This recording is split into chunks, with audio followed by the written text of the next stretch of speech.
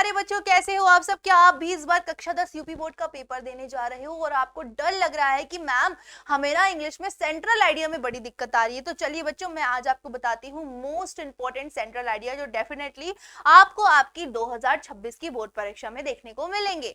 उससे पहले अगर बेटा आप चैनल पे नए हो तो चैनल को सब्सक्राइब कर देना, वीडियो को लाइक कर देना और अपने फ्रेंड्स के साथ जरूर शेयर करना।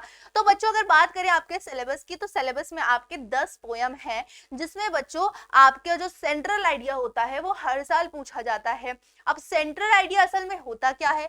तो आप जानते हो कि जो भी पोएट होता है वो कविता के अंदर एक गुप्त विचार रखता है, केंद्रीय विचार रखता है। तो किसी भी कविता को पढ़ने के बाद उसका केंद्रीय विचार क्या निकल रहा है, उसका गुप्त विचार क्या निकल रहा है, वो बच्चों हमारा क्या होता है? वो होता है हमारा सेंट्रल आइडिया। लेकिन 10 पोयम में 10 का तो याद नहीं करोगे, पर कितनों का याद करना है वो मैं आपको बता देती हूँ। तो अगर सेंट्रल आइडिया में सबसे पहले बात करें तो सबसे पहला सेंट्रल आइडिया है आपका first chapter dust of snow, जिसका सेंट्रल आइडिया बहुत ज्यादा इंपॉर्टेंट है। और बच्चों, इस सेंट्रल आइडिया की बात करें तो मैं आपको ट्रिक भी बताऊंगी कि आपको सेंट्रल आइडिया कैसे लिखना है। तो इसमें सबसे पहले देखो बाबू, सेंट्रल आइडिया जो होता है उसमें सबसे पहले लिखना कैसे होता है?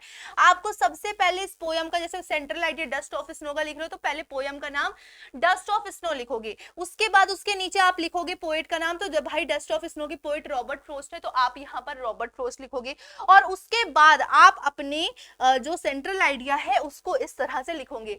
अगर आपको कोई लगता है कि कोई पॉइंट हाईलाइट करने लायक है, उसको आप दो तरह से हाईलाइट कर सकते हो, या तो उसे ब्लैक पेन से लिख दो और या तो ब्लू पेन से लिखने के बाद ब्लैक पेन से उसके नीचे अंडरलाइन कर दो, जिससे वो अलग से निखर के आएगा। एंड डेफिनेटली अगर आप इस तरह सेंट्रल आइडिया लिखते हो तो आपको पूरे के पूरे नंबर मिलते हैं। तो आपको इस तरह से ये सेंट्रल आइडिया लिखने होते हैं। अब बात कर लेते हैं दूसरे सेंट्रल आइडियाज की।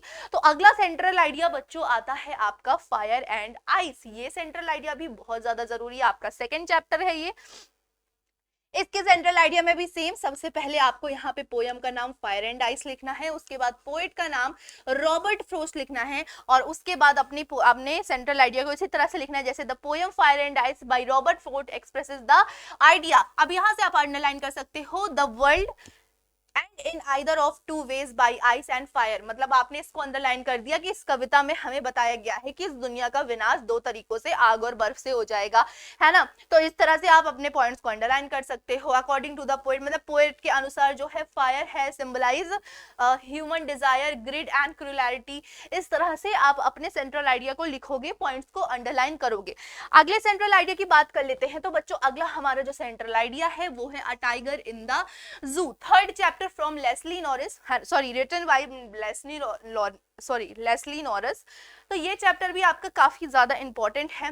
और अगर इसमें बात कर लेते हैं तो सबसे पहले यहाँ पे देखो आपको अपने पोएम का नाम डालना है a tiger in the zoo and then poet का नाम लेस्ली नॉरिस डालना है और इसे भी आपको इसी प्रकार से लिखना है। और जो पॉइंट आपको लगते हैं कि इंपॉर्टेंट है देन उन्हें आपको अंडरलाइन कर देना है। जैसे यहाँ पर देखो क्या है, पोएट ये होगा यहाँ पे, poet tries to depict the poor condition of caged tiger. मतलब ये कविता जो है हमारे केज के अंदर, पिंजरे के अंदर बंद टाइगर के बारे की, टाइगर की कंडीशन को बताती है, उसकी स्थिति को बताती है ना। तो इस तरह से आप अपने सेंट्रल आइडिया को लिखोगी। और बच्चों, ये तीन मोस्ट इंपॉर्टेंट सेंट्रल आइडिया हैं जो डेफिनेटली आपको आपकी 2026 की बोर्ड परीक्षा में देखने को जरूर से मिलेंगे। तो प्यारे बच्चों, ये थे आपके 3 सेंट्रल आइडिया जो जरूर आपके पोएम में आए, सॉरी आपकी एग्जाम में आएंगे। तो बच्चों, अगर वीडियो पसंद आई हो तो वीडियो को लाइक करना, चैनल को सब्सक्राइब करना और फ्रेंड्स के साथ जरूर शेयर करना। तब तक मैं मिलती हूँ आपसे अगली वीडियो में, तब तक के लिए राधे राधे, जय Shri Krishna, Ram Ram and best of luck.